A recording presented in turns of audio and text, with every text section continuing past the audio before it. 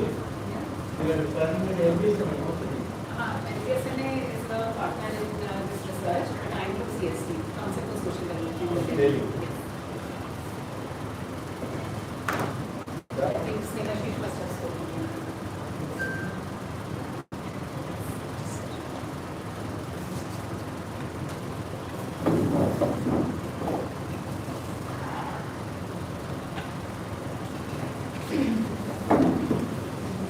So everyone, good evening. Everyone has had a long day, so our session has been kept at the last, so I'm hoping people would have some questions and hopefully we'll get some more insights from other, other domains that people can do. So this presently the topic of my discussion is from a study that we did for NORD. So this was regarding the digitalization of land records in Assam. So we did a primary survey in the ABC as well as the non-ABC districts in Assam. The purpose was mainly to look at what are the challenges that the different levels of officials and households and the village patwari and all those people are facing at different levels the challenges that they have been facing. So I'll begin with the presentation. As we all know, and this entire INTC conference is about land governance. The principal requirement of land governance is creation of land. Even though land is a state subject, Government of India has always been guiding the states and union territories to different programs, financial assistance and technical support to digitize the land record and place the same in public domain. To avail the benefits of the most of the government welfare schemes relating to land, maintenance of land records is crucial. Land records is a critical issue in both ABC as well as non-ABC areas. ABC are the autonomous district councils who have autonomy of administration, and non-ABC areas of Assam, which are like the other plain areas of India. ABC areas operate under indigenous and customary land laws, whereas in valley and urban areas, land is governed by state federal laws, leading to significant variations in land management practices. This study aims to understand the following issues pertaining to land governance in the region, system and process followed for land governance in ABC and non-ABC areas, the interaction between traditional and modern land management systems, and their impact on local communities, the role and practices of customary indigenous laws and ABCs, to understand the issues of implementing and the status of land record modernization program. Finally, through the field survey, the study seeks to identify the ground level challenges faced by the officials at various levels, as well as the residents of these areas, and to provide the recommendations for streamlining. So this was done at two levels. Secondary data analysis was done, taking account of all the literature, including the journals, the articles, books, newspaper reports, etc. Then in-depth study of the government land policies, which keep changing from time to time. That was done, and there were meetings with the state and district department officials, policymakers, academicians, and civil societies to understand the issues pertaining to this particular area of Assam. And the field survey was done at various levels. Field survey started with the interaction with the district officials in autonomous as well as non-autonomous district councils. In autonomous in ADCs, there is additional autonomous council that is made. Otherwise, in the plains, there is a land revenue department which looks after the land governance and all those things. So these were the levels of primary interaction that we had from block level officers, the village headmen, the patwari, the household survey, and there were FGDs conducted in each of the villages. So in non-ABC areas, respective state government departments are responsible for administration and amendment of rules and laws. This happens in all the states of the country except the Schedule 6 areas. The Schedule 6 sets up ABCs with powers to make own laws and manage finance and handle local administration. ABCs have the power to amend their laws, but the governor has government is the authority in functioning law and order in ABC area. The Parliament and Governor is the authority for constitutional oversight in ABC areas. So in Assam, out of the total area of more than 78,000 square kilometer, less than half is cadastral. That means less than half is recorded or measured. Of the remaining, nearly 24,000 square kilometer is the 6 scheduled area under the ADCs. Also in every district, apart from the non-ADC, in every district there are non-cadastral areas also which are not measured presently. The land record modernization program includes digitization of land records, which means to convert the physical land records into digital format. Then there is survey and resurvey, which is to update and verify land records using modern technology. And digitization of cadastral maps, that is to create digital versions of cadastral maps. Then integration of the textual and spatial data.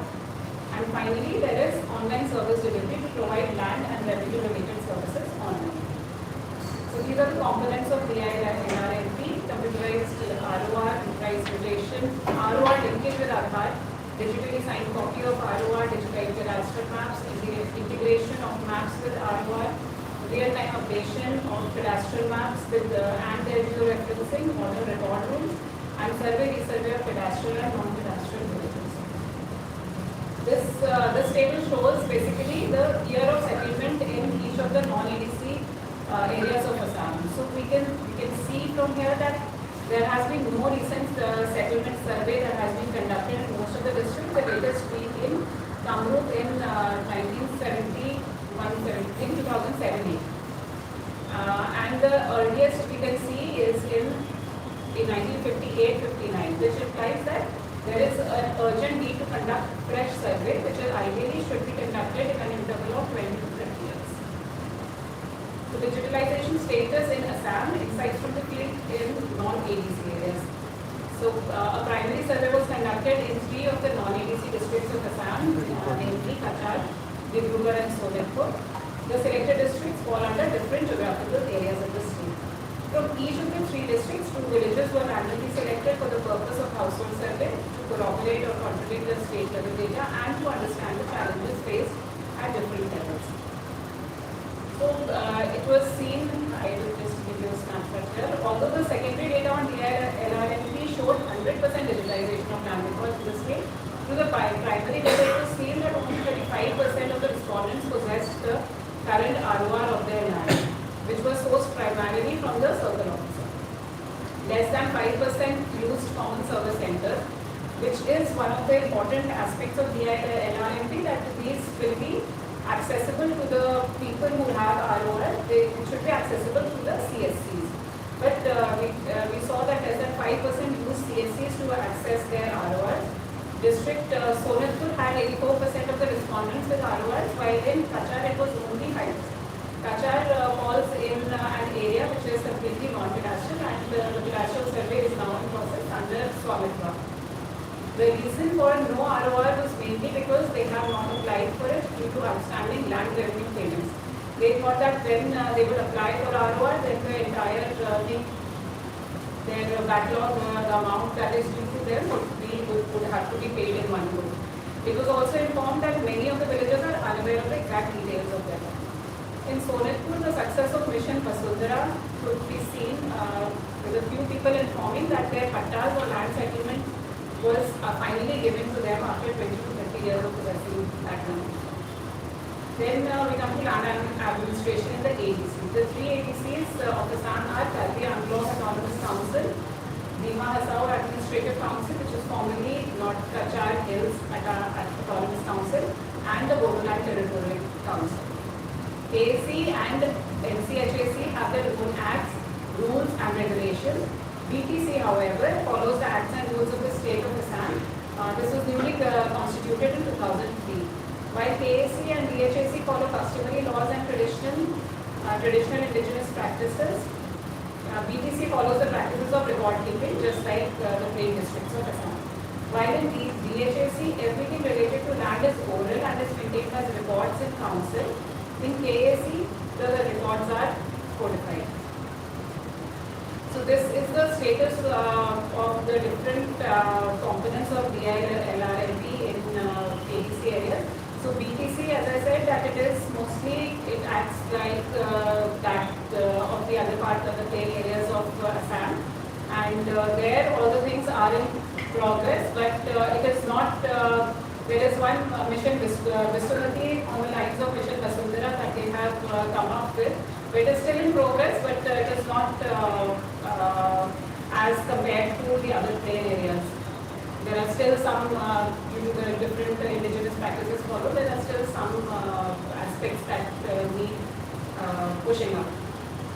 So in Karbi Anglong and Dima Hasao, I will move to the next slide where I give you the glimpse of this. So Dima Hasao, the villagers have the land rights to use and occupy land, but they cannot sell, mortgage or inherit it. In Karbi Anglong, there is no right of ownership. So these two autonomous district councils also act in very, very different ways. They have, both of them have at least 6 to 7 major tribes that reside there, and all of them have their own indigenous and the traditional customs that they use for land ownership. They were talking only about land ownership, so for that. So in transaction, they have no right to sell, mortgage or inherit the land. Patta allotment of land in rural village area is not mandatory. The council now issues land pattas to local tribes following formal application and consent. Some of the people have now started applying for formal applications because of some disputes within their family. So now the council issues them pattas. That is not formal, as it is not properly written and recorded anywhere. Do not have the hereditary law, they do not have permanent tenancy right in June land, but have such right in case of permanent wet patty land. June land? Okay. June land is basically the change which changes after every 6 years. The Karbi Anglong Autonomous Council carries on land administration as per customs and traditions of the tribesmen. No land under jurisdiction of Karbi Anglong can be sold, bartered, leased, mortgaged, etc. So the major challenges faced are, although all administrative powers have been given to ADC, but it is not mentioned anywhere that digitalization of land is not permitted.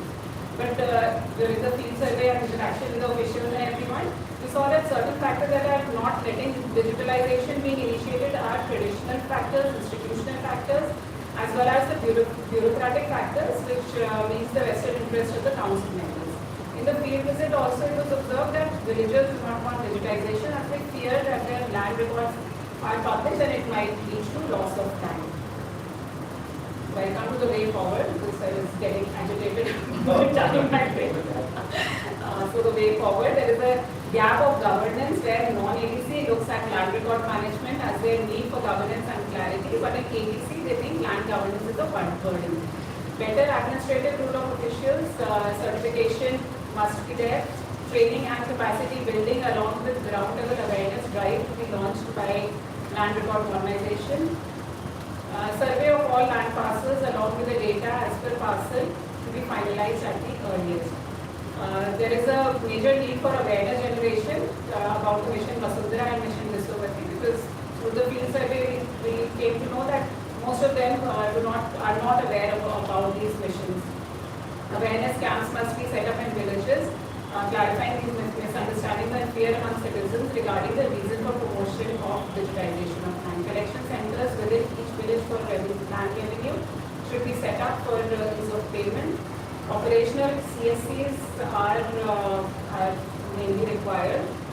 Additionally, its absence has resulted in middlemen. So the digitization and the prevalence of CSC was made so that the middleman culture would be removed and the land revenue payment would be directly made to the department.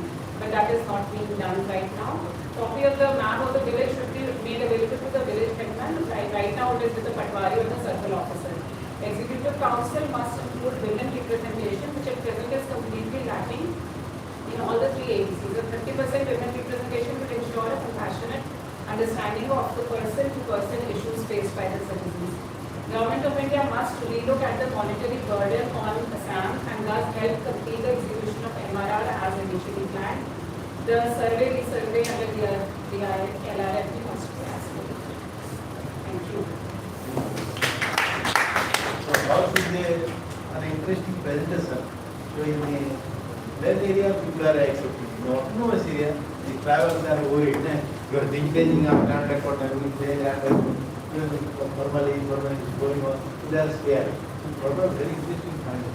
Autonomous area, not. So it was same thing happening to happen in Nagaland.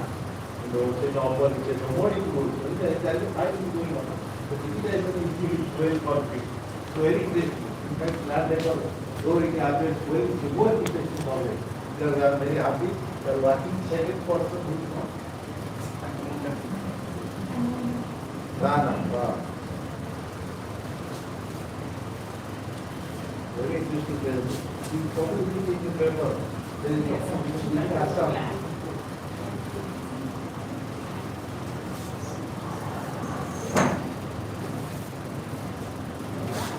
Rana, yes. We are from IHS. No. So I will introduce ourselves, sir. So I'm Paris. Yeah. I will introduce myself. Yeah. I'm Paris. So I'm from International Water Management Institute in Delhi.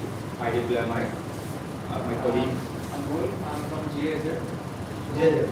And give you a brief background from where we are coming. So we are working in the domain of natural resource management and water ecology. And we currently work on a project known as SWATI, which is the short form for support to agricultural transformation in India. And within GAZ, we have been partnering with NABARD and multiple ministries in central. So there has been a trend that we saw that there are some key issues at the ground level that need to be addressed. And the easiest way or the smartest way possible would have been or is surely digitalization of a lot of hospitals. So a key intervention that we do with NABARD is soil and water conservation. And within that domain, we saw that there are certain challenges that are faced when we work on the ground, whether it is the ownership of the land or whether we propose some kind of intervention and there is some department saying that it is our land, the other department saying that it is our land. So a key aspect that we saw that if we are able to digitize and somehow put it into a space which gives us a result that is data driven, so it turns out to be a little more convincing to some of the stakeholders that are there. So certain, one of the examples that we are now in the phase of development is that is a decision support system. So we have termed it LEAP, it is an acronym for Landscape Evaluation and Assessment Framework. So within this, we mainly focus on the natural resource management and the data sources are mostly the government portals or freely available authentic data sets that are there, that are published by the government ministries or state departments. So brief presentation, try to show and we can have a discussion. Okay. Thanks and more. So I think this is something not as mature. This is something that just we are starting up with. And the idea is that we have been working with Assam again, Assam, different department, SILM, they have their objectives that you need to set up organic farming clusters, you need to set up integrated farming clusters. You need to do particular interventions, for example, watershed management. How do you prioritize which villages or which gram panchayats or which blocks you go to? And it depends on the number of data factors that comes into play. And these are not just biophysical data like soil, climate, temperature, etc., but also a lot of people, whether we have FPOs or not, also about whether we have seed centers, whether we have warehouses or not. And all these data sets, unlike land records in ADC areas, these data sets are available somewhere. One survey has been done by a different department, one survey by another department. So what we are trying to do here is to basically put all these data together in one framework, one place, so that we can basically go through all these data sets. So as part of this, what we have done is that we have basically collated around 74 variables around land, agriculture, climate, soil, water, livestock, infrastructure, people. Broadly 70 subgroups, 7 groups, around 74 variables. And they come from multiple sources. For example, in 2018-20, government carried out Mission Antyodaya survey in a lot of villages. So there are a lot of variables out there. Of course, census has not been updated, but we still have 2011 census data. We have minor irrigation sensors, we have micro irrigation sensors, we have minor water body sensors, we have sensors on soil, we have sensors on everything, and a lot of things. But most of the time, these data sets are sitting in their own silos in somewhere. So how do we basically put it together? That's the idea, so that we can basically put it in a framework that can guide prioritization, guide investment, etc. etc. So again, I won't go through all.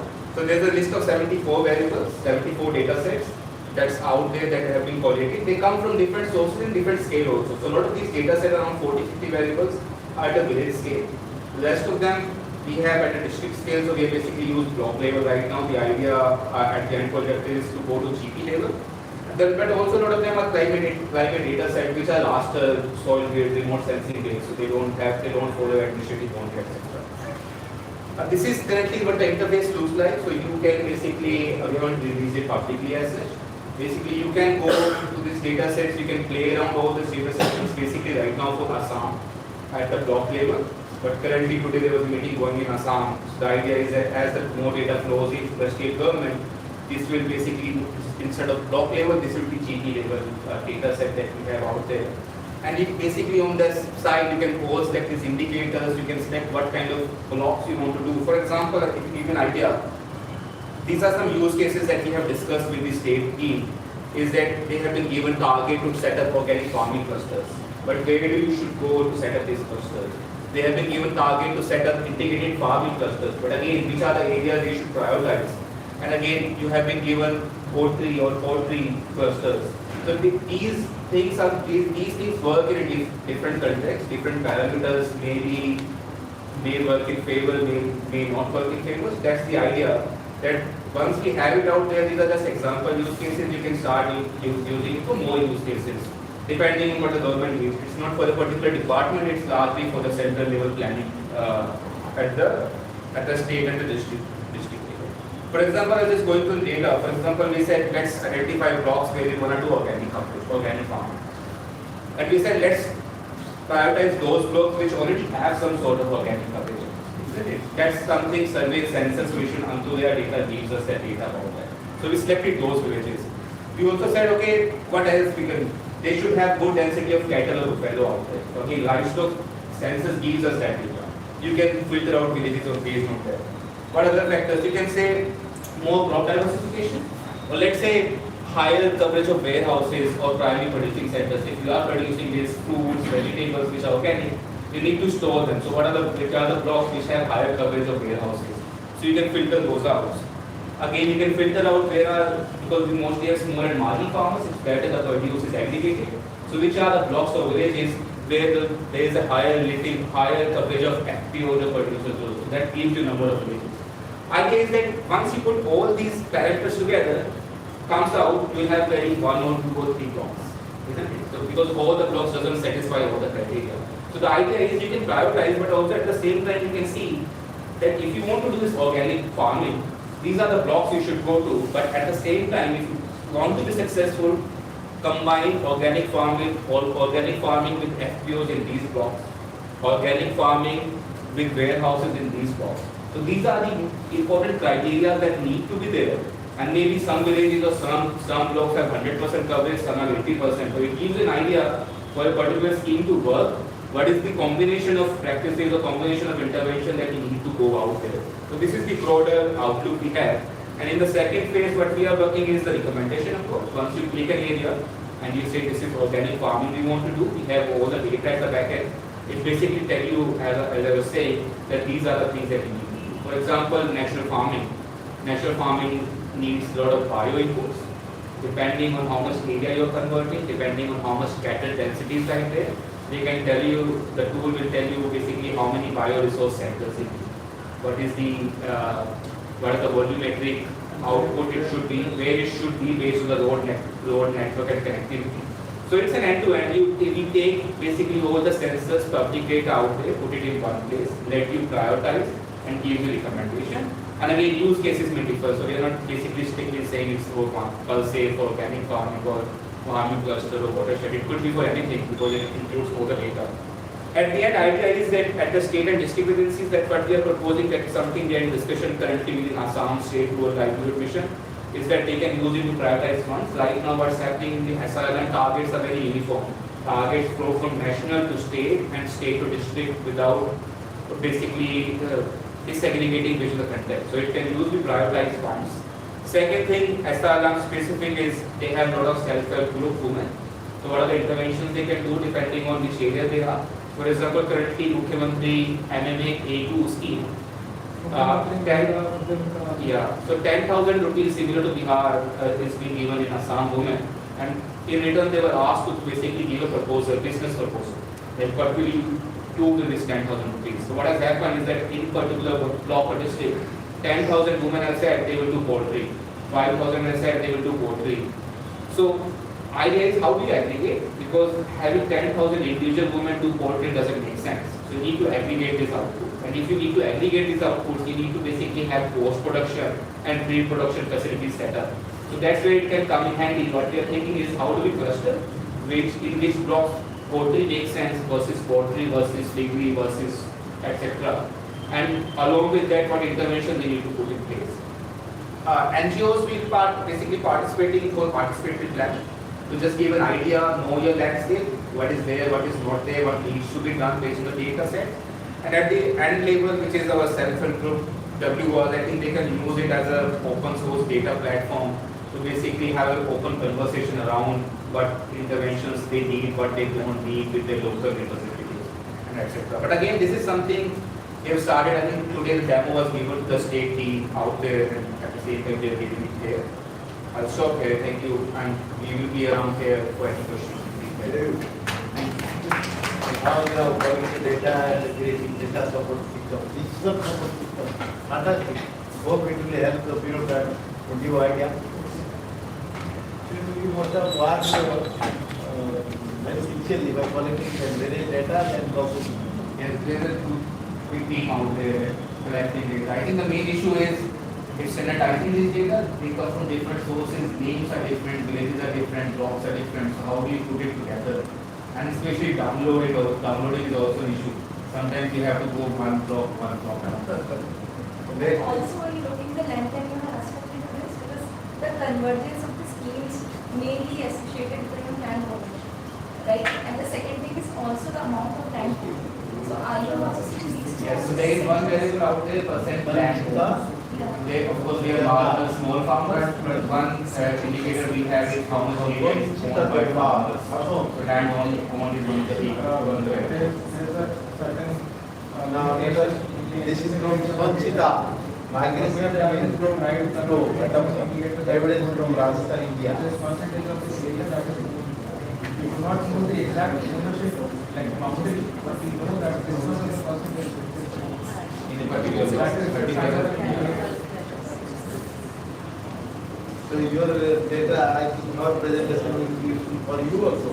What about our Indian women are facing that girls are rolling down because of cooking. So now see here at visiting different topics. So again they will collect on data.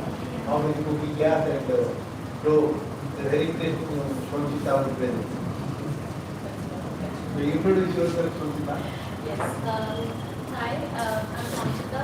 ये जो तुम YouTube के लिए कर रहा है ना, that for the video. यहाँ तो कोई है भी नहीं देखने के लिए. वीडियो के लिए चाहिए हमें क्योंकि वीडियो YouTube पे जाएगा. completed my PhD in public policy from Vision University. So this paper is a part of my PhD thesis. It's a much bigger topic, but this is just one of the papers that I'm presenting today. So whenever we talk about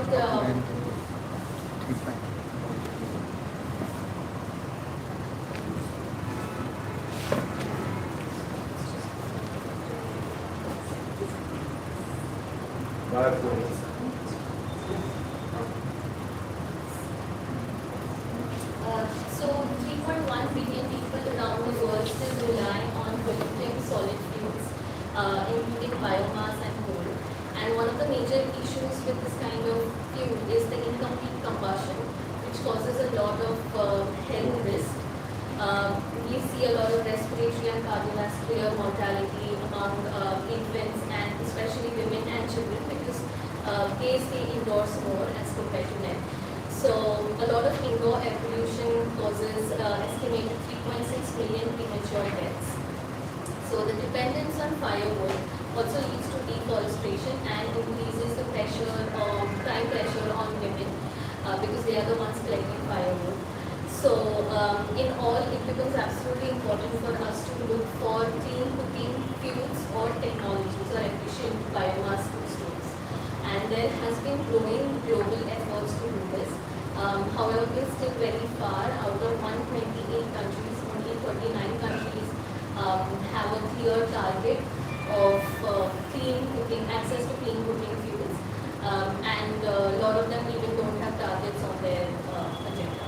So when we look at the adoption of clean cooking technologies and what are the factors that affect this technology adoption, we usually focus on individual level factors.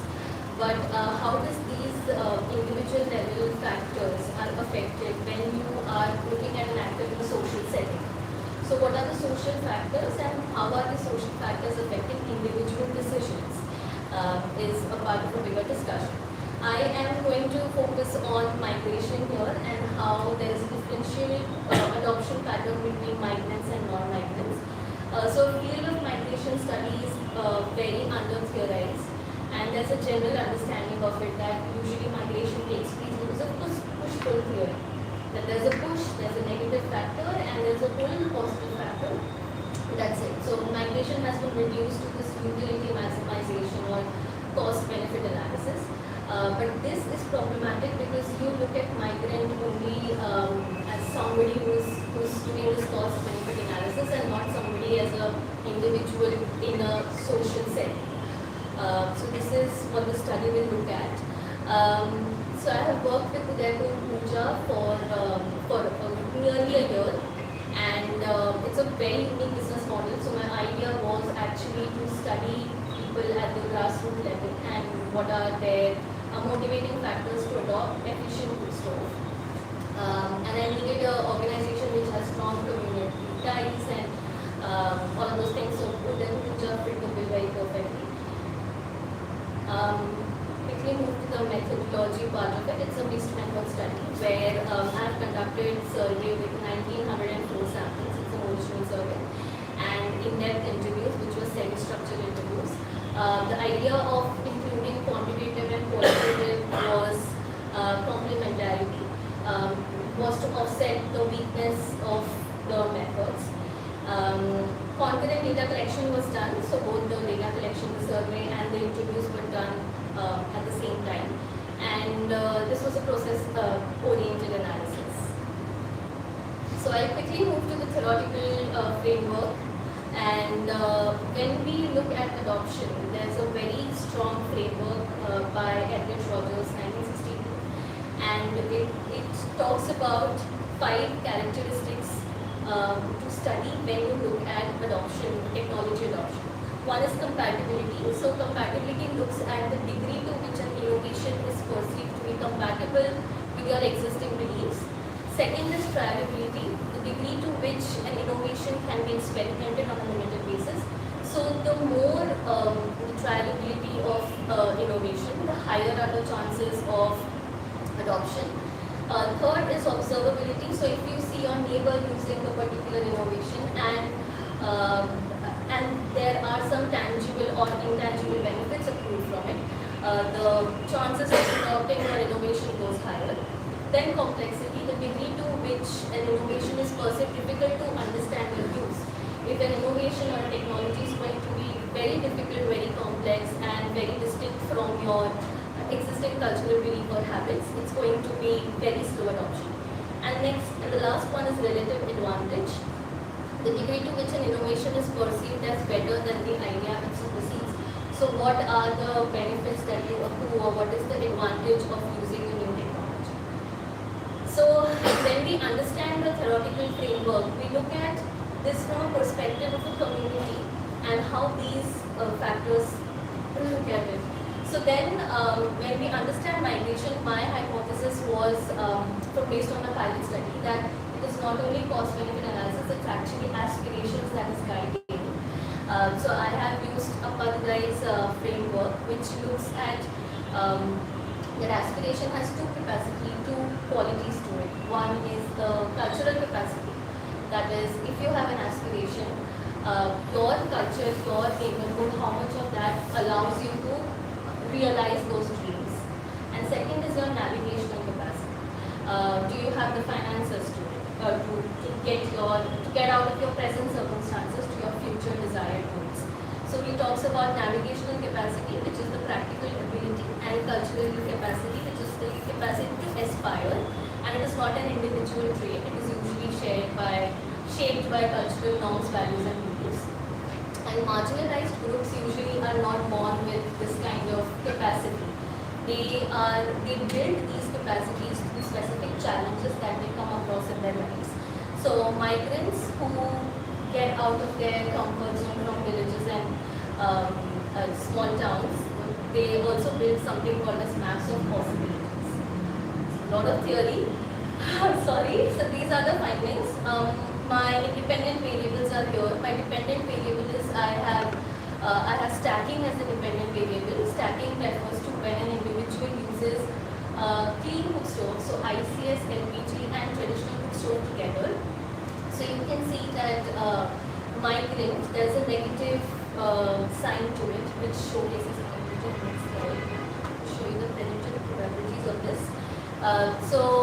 While non-migrants slightly prefer clean energy, the probability of moving back to stacking is very high. You can see 38.80%. But whereas if you look at the migrant population, their probability of using clean energy only is close to 60%, as compared to 43% of non-migrant households. Now, you could explain this by probably purely them having more income. But my qualitative research, my qualitative study also shows a very extended form of it. That migrants are usually among the first adopters of an innovation. So there's an anecdote here. When I saw the chula, I thought, let us buy it. This is the first time something new has come to the village. We'll purchase it and use it to see how it works. At least a new thing will come to my house. So it's just that let's try, let's see, let's use it, there's something new, so that kind of attitude. Also, they are more open to technological development. So I bought a LPG in 2013. It was for 7,000 rupees, and to get the connection, I first saw it in Kuwait when I was working there, and then brought it home. I will connect all of these things to the theory that we looked at, Rogers' theory. Yes. So compatibility, when we look at non-migrant, their incompatibility is a barrier. But for migrants, incompatibility is actually better because it shows that they have developed or they have become modernized or they are open to using new technologies. Trialability, acquired finances negate the economic risk that the trialability solves. So you will only trial or only use these technologies if you have the capacity to take financial risk, which migrants have. Observability, cook stoves are seen in the neighborhood and it also showcases as a sign of growth and development. Also, they usually have observed these cook stoves in the urban areas that they travel to. So the technology is not something that is new to them. And complexity, because of the navigational capacity that migrants have developed through migration, it helps them understand the tech better. So even if it is complex to use, migrants are more open to taking that kind of risk. And relative advantage, they see any new technology as a status symbol or a sign of modernity. And they build their own maps of possibilities utilizing the social network. That's it from my side.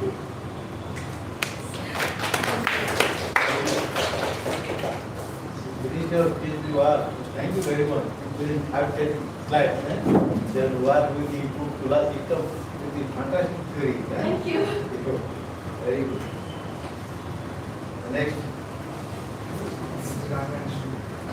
Please come.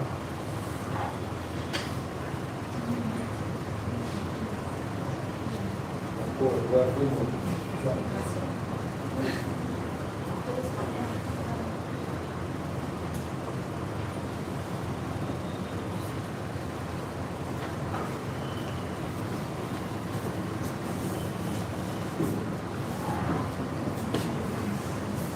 You are Rana. Then you are Sriman Prophecy. You are an Indian history, very much certain. Then you have written something on that title also, some meet or some newspaper earlier. Yes, sir. Actually, that survey and research work also is currently going on. Okay, okay. Please introduce yourself, what you are doing there. Good evening, everyone. Myself, Anatol, who is Sriman Bukshi. We work with Indian Institute for Human Settlement at the Center for Land Governance for the past 2 years. Well, In Bengaluru and Delhi, also Delhi office, we have Delhi office. So this is a presentation is a part of our work that is based on some empirical understanding from the field.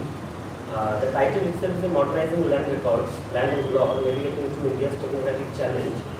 But we are not going to talk about much about land record modernization because it itself is a boring topic, as Sir said. But we will see the other sides of land record modernization, which is maybe yet to be discussed, and in various forums in the research portion, things are coming up.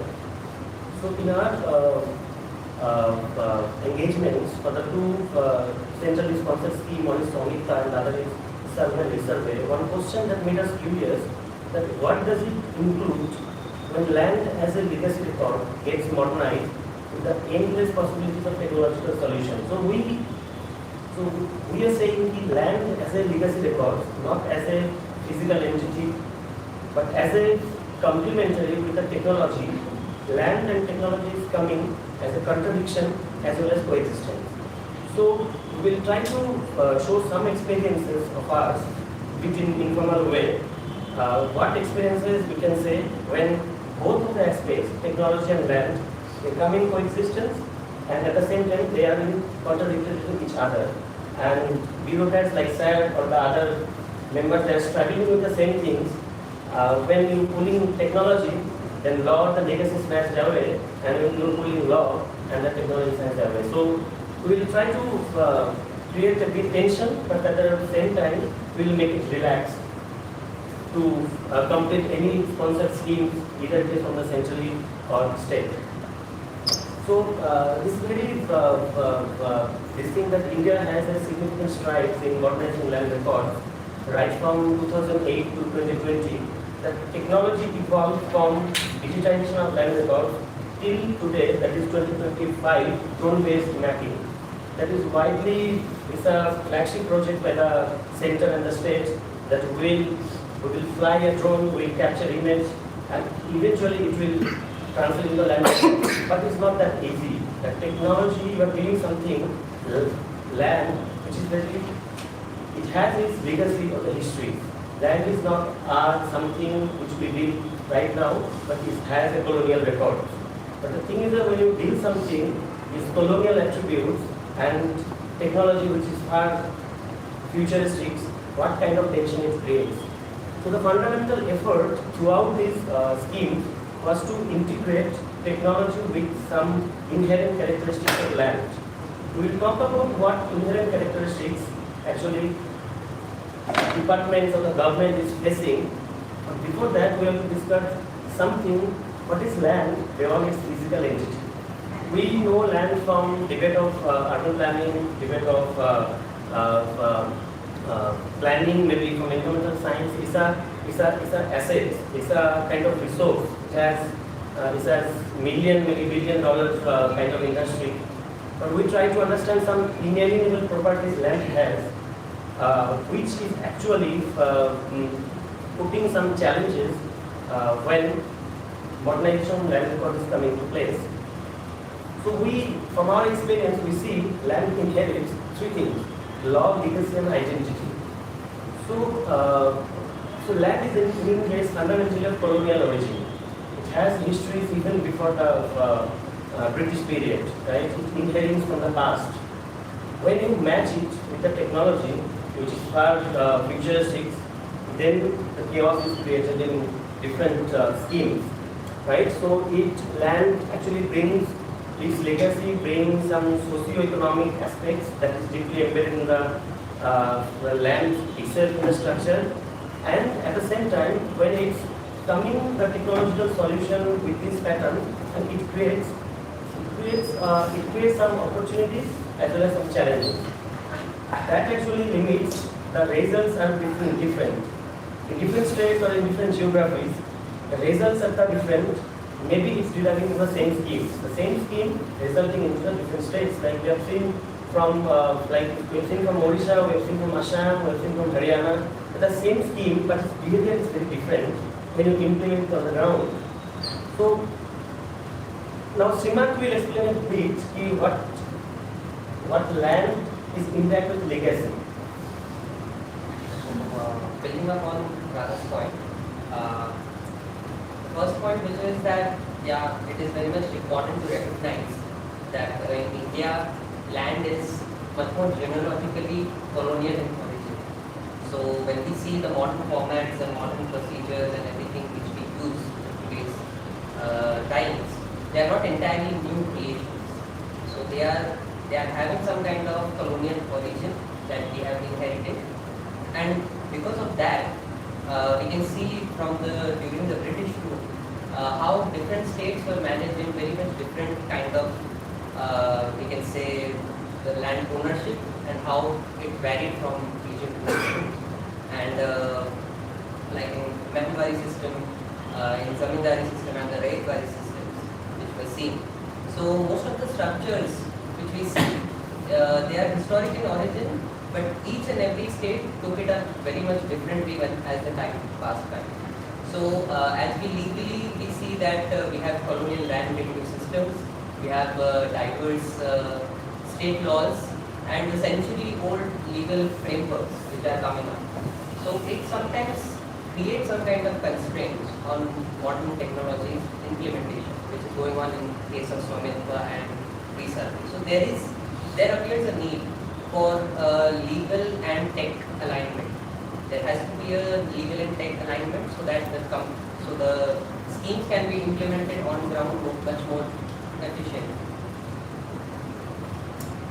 As we see technology and law in modernizing land records, so sometimes they contradict, sometimes we can see that they coexist, but at the same time they coexist.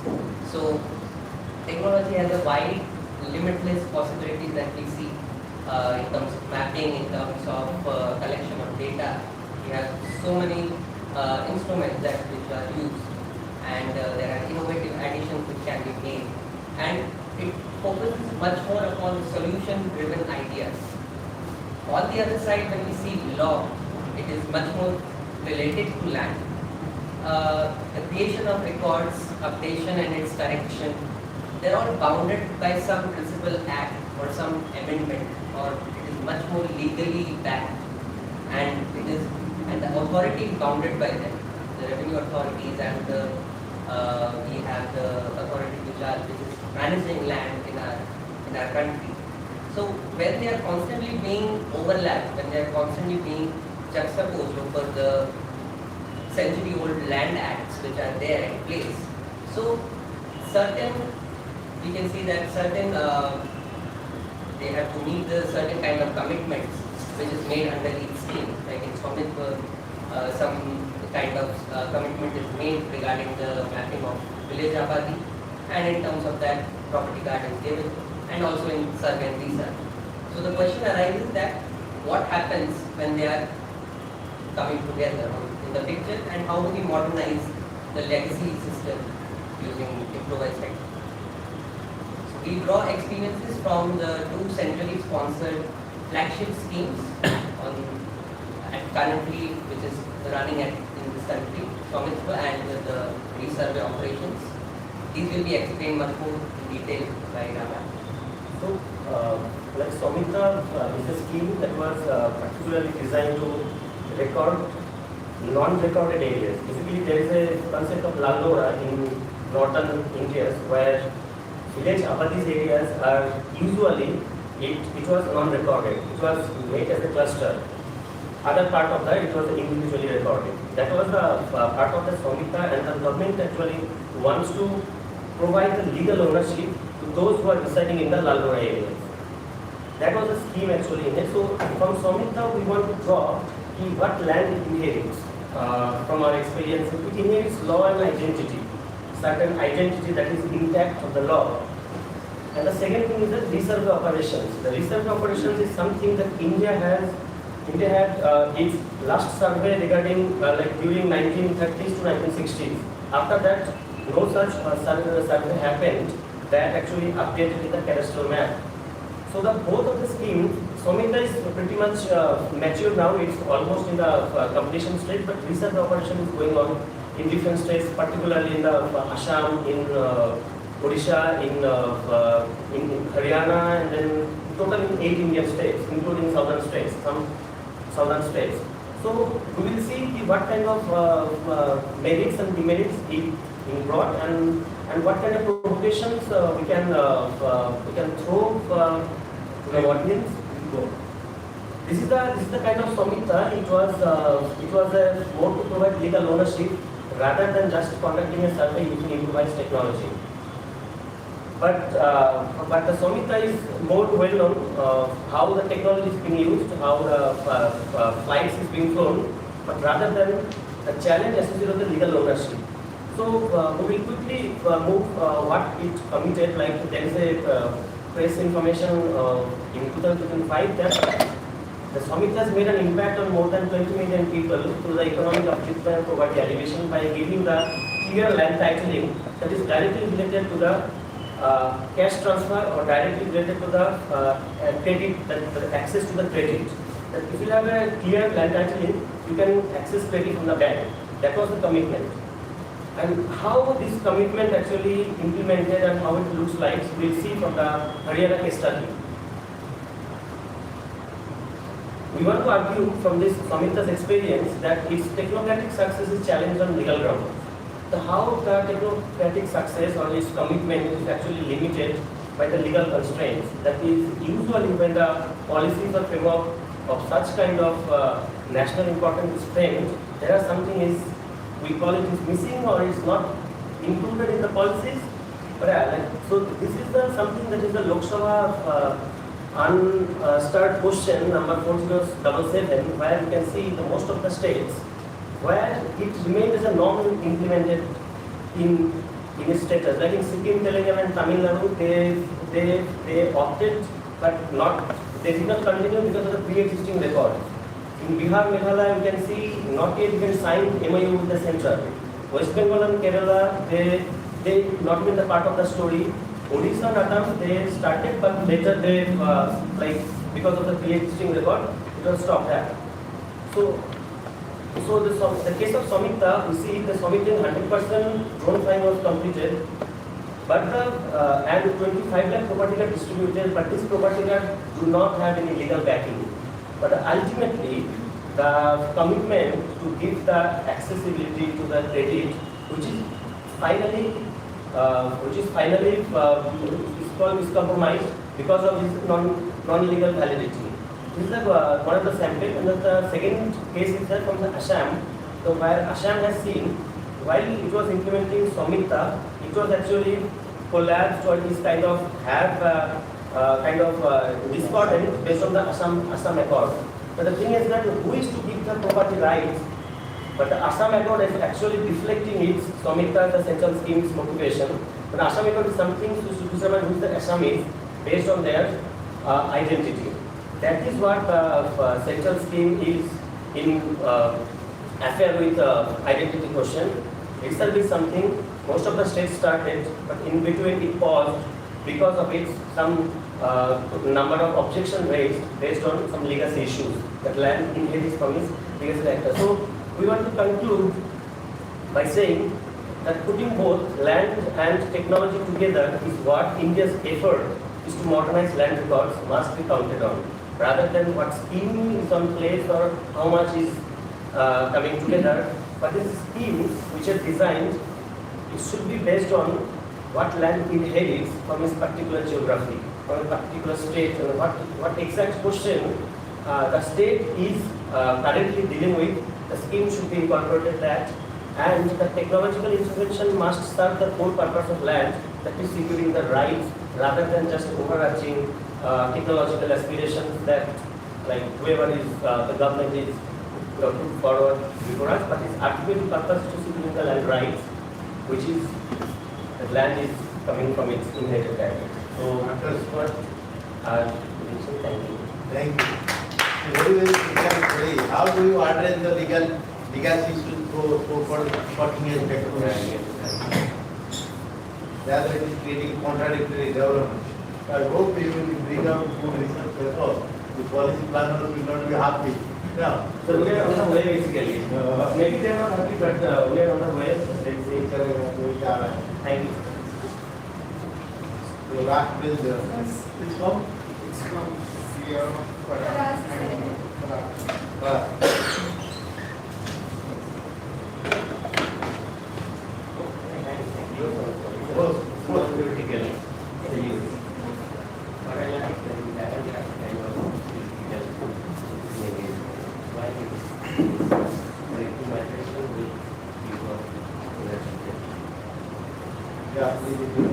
Hi. The last bill. Am I audible to everyone? Okay.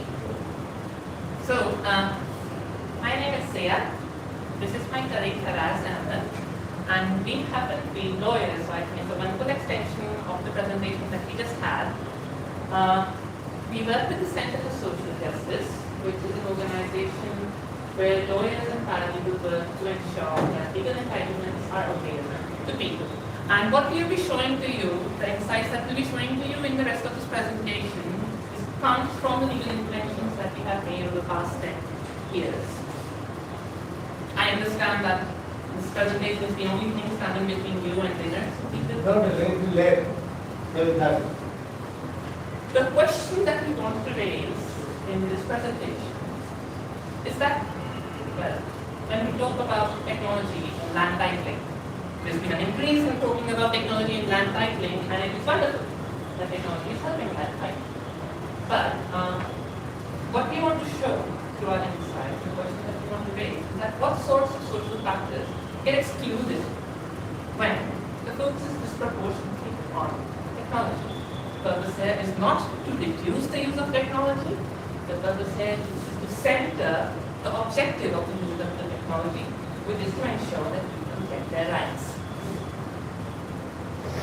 Before we head into what we have done, I just want to give a context of the work that we have done. So, the insights that we'll be sharing with you are based on 3 different interventions made between 2015 to 2025. The first of these is in the context of the resurvey that we just talked about in the previous presentation. Around 2016, when the resurvey was started, something that we were trying to get done in South Gujarat, all of this work is based in South Gujarat. Something that we were trying to get done was to ensure that Vada land is made available to residents in villages. Vada land refers to land that is adjacent to your house because agricultural land is so far away from Abadi land. In Gujarat, and from my understanding Maharashtra, the custom is that each house gets a small amount of land where they can keep their livestock and their grow some smaller crops and have some bit of space. Our intervention was to use the resurvey as an opportunity to ensure that Vada land gets included from people availing it. The second intervention was in 2015, there was a government resolution which was redistributing land to landless people. The priority of this resolution was scheduled tribes, then scheduled castes, and then other backward classes. Our intervention particularly was on particularly vulnerable tribal groups within scheduled tribes and them getting land, because landlessness is a particularly sticky challenge for these cities because they have settled so much more later. And finally, since all of us feel we are all very well educated about this topic.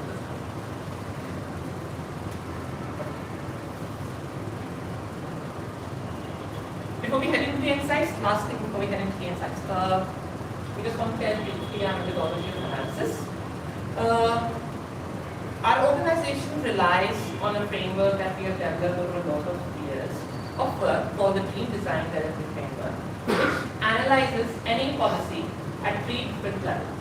We look at the dream, that is the vision, the objective, the concept. What all does this concept include and what all does it exclude? The second thing we look at is the design. What are the stakeholders, what are the institutions, what are the processes, procedures, SOPs, frameworks that have been created to ensure that that dream, that conceptualization actually gets implemented. And finally, we have the delivery, the actual implementation, the on-ground implementation of the design that they have created for the delivery of this dream. We rely on a lot of fieldwork that we have done, and by fieldwork, I mean real-life legal cases of claims and cases that have been doing in South Gujarat by our paralegals and lawyers, as well as primary sources and secondary research. Just a caveat that I want to give before we get further is that what we're presenting right now is based on ongoing work.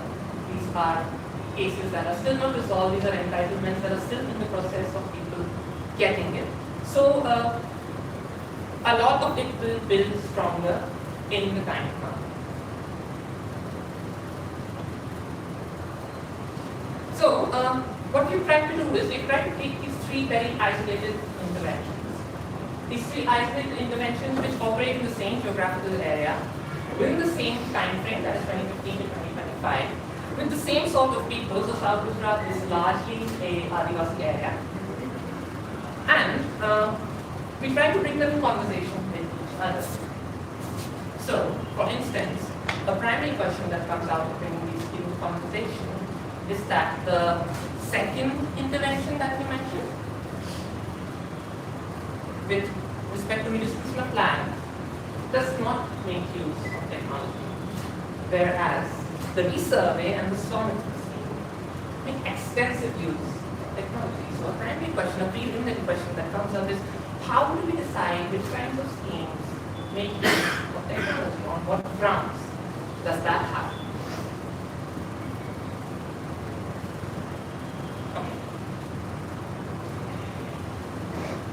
Three key things that come out of bringing these three together is that one, there is a very lack of understanding of women's right to ownership, women's contribution to land, and the understanding of what a household is in different parts of a country. The second thing that we have is that when you look at what an indigenous or the Adivasi person is, when you're making a scheme, how well does that scheme fit the life of an Adivasi person? What's your understanding of an Adivasi person and their culture? What is your understanding of their own hierarchy? Does your understanding include particularly vulnerable tribal groups? And the third is that when you are devising these schemes, to what extent are you including local stakeholders, local people into the design that you are creating? How much consultation, how much involvement with the locals to whom you will give the scheme will be involved?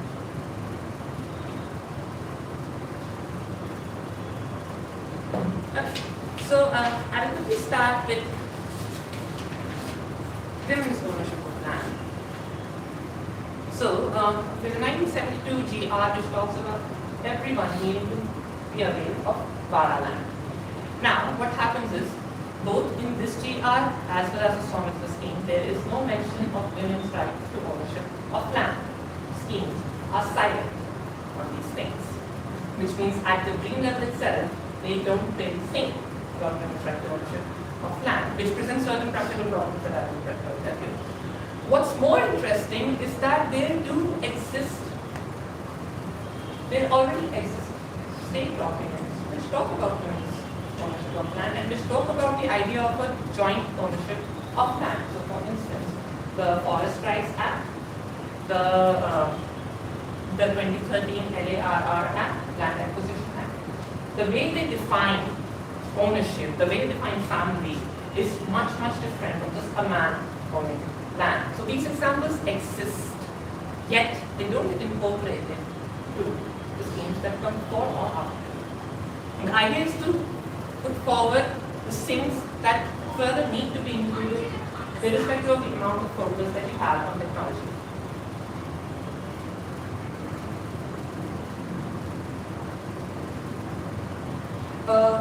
very key example that we can bring from our case studies is that in all the property cards in our field that have been received by people, not one of them is in the name of them. The way solvency scheme has been implemented has been done so that a woman would unlikely be recognized as owner of a property or occupant of a property, whatever sort of it is. More complications that arise is due to local culture. So, in a lot of Adivasi cultures, there is a practice of dharjana, that is, it's the husband who marries and comes to live with the wife. Now, in this situation, when the belief holds and the scheme is silent on women's ownership of land, it's unlikely she will ever get the property. While being a father, it will be a husband. So, in either home, she never gets the property. Similarly, polygamy is quite common and quite known in a lot of Adivasi cultures. In the Hindu Succession Act, if you marry a second woman, it's the first woman who get over the property. That's in Adivasi culture, particularly in South Gujarat, the property will get split between the two women front. Now, Swamitva scheme does not account for this. How do you deal with the situation? Next, we can move on to the experience of private people. So when we are talking about Adivasis or tribal people, I think we all know, but we have to keep reminding ourselves that the Adivasis are not a homogeneous group. The same thing one of the project. Maybe if you have any question, anybody would like to say, see your study on in Assam, compression and anybody? Did you finish? Yeah, just go. Oh, I saw it.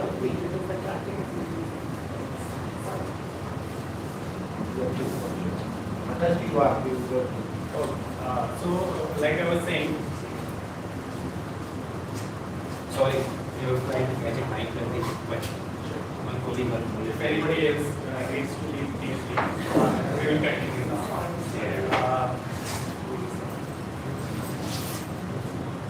So yeah, like I was saying that Adivasis, indigenous people are not a homogeneous people. We need to understand that they are, like you pointed out, that there are structures and hierarchy within Adivasis as well. And when we talk about PBTGs, particularly vulnerable tribal groups, not much has been done by the government. But in 2015, the Gujarat government had passed a resolution of 2015. 2015 resolution basically say that those vulnerable tribal communities should be given plots because they do specifically those who do not have the land. And that particular GR basically said that those who do not have the land will get the land. And 2022 GR basically talked about agricultural land to the land-based tribal people. Now, when we talk, what happened was within the tribal we kind of recognized land-based people, and in 2023 through a scheme called PM Janman Yojana, PM Janman scheme, the government of India said that okay, PBTG group needs to be recognized, but what they did was they have recognized only 75 groups, communities in PBTGs, and if you talk about Gujarat, there are only 6 communities that have been recognized as PBTG groups. So then, what do you do by design, by doing that? You kind of exclude tribal people from the community, from these schemes that needs to be done. And when they have basically started to get those information, like get those property plots, they were basically asked that we do not have land, we do not have land records to basically say where these lands are vacant and we can provide you those lands. And since we are talking about technology and the previous speakers have also identified basically saying that we have started technological advancements in 2008 and we have come a long way. And we can see that even during the WADA processes in 2016, we have not sort of basically incorporated technology in the sense to identify land which is vacant, so that when you kind of try and bring these kind of schemes, you will say, okay, the government has this land and this can be given or distributed to the PBTG group. So that has not been done that was not given in the dream, and clearly we can see that is not part of their design, which definitely we can see that impacts when we go in the field and we start working with the people. It took us like almost 2 years, to basically convince different departments while achieving these goals.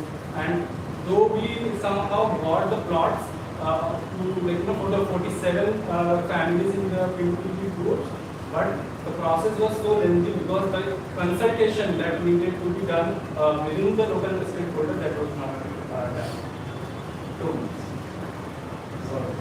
Taking this point forward, the lack of understanding of community relations and the lack of local stakeholders being involved results in situations where we are going to the Mamlatdar to get Vada land people, and the Mamlatdar sends it to the Tehsildar says that I don't have a record of the Vada land. There is no record of the Vada land because of the resurvey decided to remain restricted to agricultural land, even though the guidelines had no such restrictions. This comes as a lack of understanding of the geography and the culture of the area. Similarly, I'll give you another instance of how Swamitra is an increasingly centralized scheme. All the stakeholders, the agencies, every single stakeholder at every single point of the flow of Swamitra's SOP is a centralized agency. There is minimal role for local stakeholders. An example of how this turned out is there is a village in Down district called Bhilmar. Now Bhilmar has two hamlets, Bhilmar 1 and Bhilmar 2. When the agency went to do the survey of Bhilmar, they went to Bhilmar 1 and then they went home. Because they did not know that Bhilmar 2 exists. There still was no local consultation. There was no local stakeholders that never bothered to sit with the Gram Panchayat with this on press. It requires. Similarly, there is all sorts of laws like the Forest Rights Act, the PESA Act, the Sendai guidelines, which mandate the community consultation whenever you are assessing anywhere. These exist. Yet, focus remains technology, not the inclusion of this. We'll take 3 more minutes. Will you be forgiven for that? Okay. Rana Pal is going to ask one question. Your was, their was, yeah. One two, right? Yes, I've asked a question. Yeah. Since we're talking about the technology and when we talk about technology, the government basically says that when we use technology, we will basically be able to reduce efficacy, we will improve our land records, and there will be no disputes. But in our experience, that is not the case. The example I would give was Swamitva came here as a project phase 1 in 2020 to 2025, and since this is the end of 2025, they had to basically submit a report. Then suddenly they have forgotten their own SOP, that the process that they have to follow, and then they skipped all pre-existing stages that they needed to basically follow. And they started, running the drones and mapping the land, and that is where the issues started arising. And so when they started doing that, we thought the government is basically saying that this will help the community. We went there telling people what this scheme basically means. And when we saw the gap in the technology accuracy and the mapping, we realized that the government does not have the understanding of tribal terrain, does not have the understanding of how the tribal community works. So in a basically place like that, which is a high altitude area, which is like a hilly area, you cannot basically operate drones. And even tribal department has a note on this, that in those areas you shouldn't use drones to map the land. Okay, fine. They have started running the drones. What they started doing is that they do not have the understanding of whose house is this, because they have not done the local consultation. So they will just use the agency from Surat or somewhere, because like we have rightly pointed out, this is a centralized agency. They just go in the villages. They just ask somebody, local person, okay, do you know whose house is this? And somebody will say this is Rameshwar Prasad, and then they will just give the property card or notice to Rameshwar Prasad without even knowing Rameshwar Prasad has a wife, Rameshwar Prasad has a brother, the idea of property is not a single title. It is like a joint, like in a joint family, you will have brothers, sisters, So then what you do is like you send the notice, and notice always has like 30-day period in which you have to basically reply. People who have migrated to Maharashtra to work, they wouldn't do it. A, you are not sending the notice to the individuals. B, you are sending those notices to the panchayat offices, maybe to the talatis, and talatis are, because they know the villagers, they know the, okay, Rameshwar Prasad has a brother, if I send this notice to Rameshwar Prasad only, his brother will kill me. So basically then they will not send the notice also to their house, and the notice will be pending either with the panchayat or the talatis. Now these people don't even know how they are going to basically resolve that particular dispute. Then what happens is when they go to do the mapping, these agency people are not trained enough to basically do the mapping, and then what they do is like they go there and then they think, okay, a house means 4 pillars, right? Then they will map through that pillars, and then whatever the result is, the map and the the area is identified through that pillars. Whereas, like they have rightly pointed out again, that the idea of a house in South Gujarat is also that we have a concept called easement. Like everything around your house is also part of your house. That is not included in the area. That is not included in the map also. So the people then come to us and they tell that this is not my house. My house does not look like this, or my house area is not limited to only these 4 pillars. So these are the issues that are happening because they have not followed these processes that I have basically put here. That earlier the land revenue department should have basically created a map. They should have created a plan. They should have incorporated Panchayati Raj institutions, because ironically this scheme is basically come under Panchayati Raj institution, and you would be shocked to know that we have met so many panchayat representatives. They said we even don't know that this scheme exists. So there is a clear undermining of local government agencies. There is a clear undermining of people basically, because it is an individual household property right which is not being given to the individual person. So I think that, and then at the end of it, when we talk about transparency, like technology, we talk about accountability and transparency, right?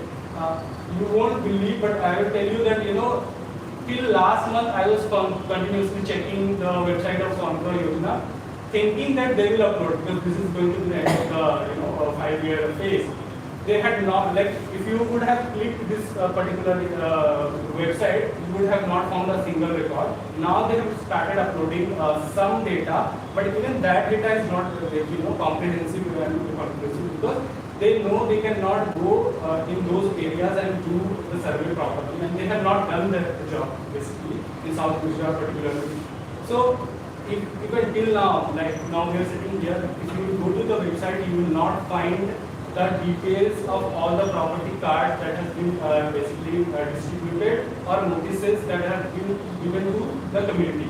So this is the end of like 5 years, and government, this is the report card of the government. And one of the last thing I would say, the government has said that this is going to help the community taking the loans, right? Saying that if you have the property card, you can go to the banks and you can take the loan.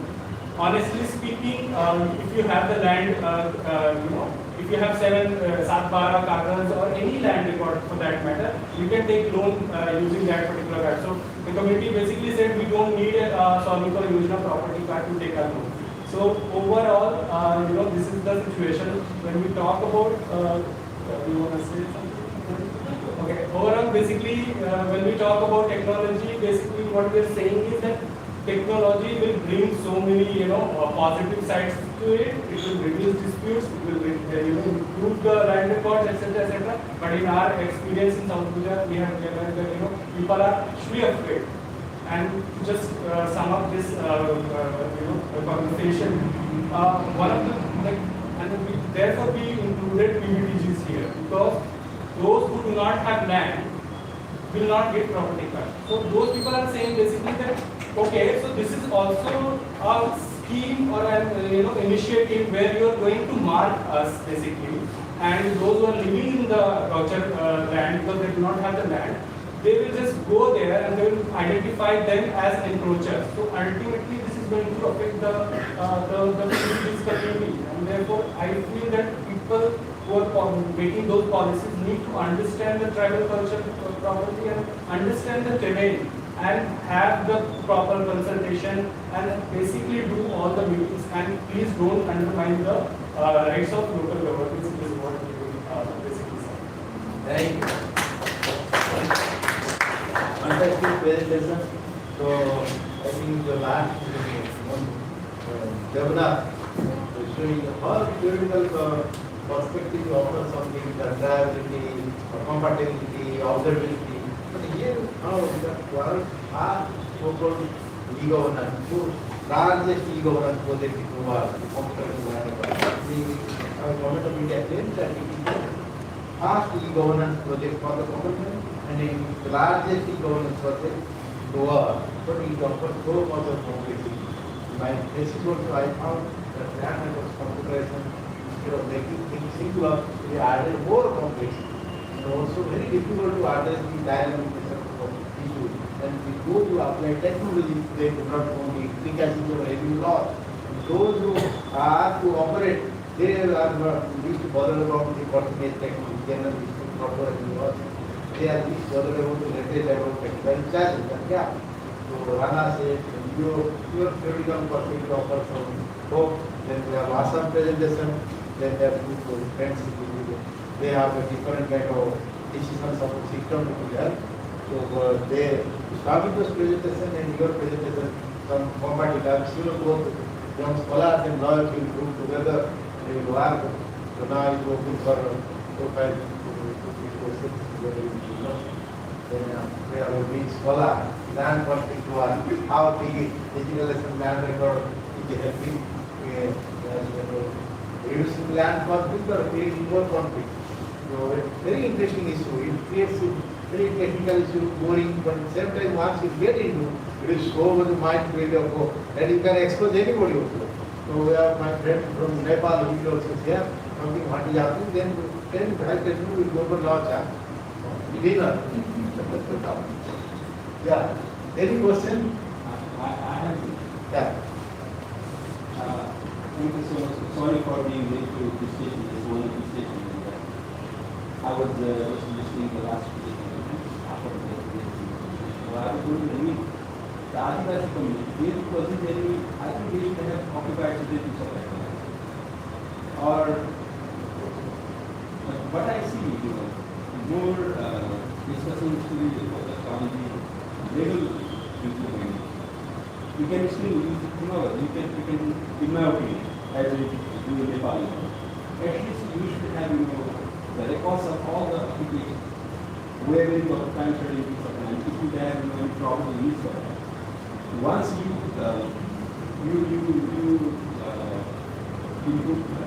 make some input level to it, or some determinations of the rights, to whom you want to allocate that particular right, then it would be easy to make things done in short period. So still, even without having legal clarity, you can still, I think, we can use technologies to develop the record in our opinion. So what we basically do in our context, if and there is a occupation informal settlements, we may have to survey those records. Because something the government allows us to do so. Because currently our land commission is there and the land commission is surveying those informal settlements. But if you are doing the first survey, you don't have previous records and you want to get those occupation in the system, you still can do that. You're telling me about occupation as a position, as a matter. Anything you like in Nepal case? What about our aggressive story? Can you repeat the question? I was wondering if Adivasi people, they do possess certain piece of land. No? Some people do not have that. There are landless people, the Pindiji that I was talking about. So there are people in India, particularly from Vulnerable tribal, minor tribal. So so they do not have land. So for that, the government of Gujarat has basically said that, for those communities, we will have some like 100 square kilometer. I'm not really sure about the 100. So they will get this much land, and on that land they should also be given under Sarkar scheme, they should be given a plot. But the government is basically then saying, so we thought, okay, so we can use this GR and go to the government, Mamadkar and Talatis and the land revenue department, saying that you can give them the land and the house under this particular scheme. But since you are saying that we are doing digitization, etc., when you actually do resurvey, when you do these kind of schemes, that is also the time when you can basically map all the land and you can see that, okay, these are the land that are available which we can use for any particular schemes, right? And then when the situation comes like this, you can provide those land to those communities. But when this situation arises, we go and claim those schemes, they do not get that land, saying that we will mark the land, we will see where the land is available and we will see. In Assam also tribals are opposite, one present, scholar presented. They are worried that you are going to digitize and you will have to pay the rate. So there are some local issues for tribal communities, autonomous development area, ADC. They are also simply opposite these days. So anything you like to say? It seems like we have also experienced the same thing. During the surveying that plan, agricultural plan, it actually excluded the central project that the government of India has actually offered. It's up to the state government to survey and how this data will be included in the formal system. So it has different things, like in the constitution there are several sections dealing with these tribal areas and their affiliations. So administratively and systematically about different of that, there are records where this land gets counted in different systems. So, any person will wrap up? Thank you very much for your participation. We will go forward. We are all invited.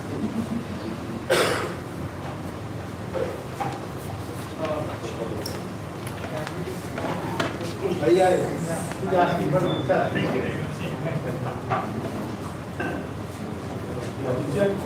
क्या लोग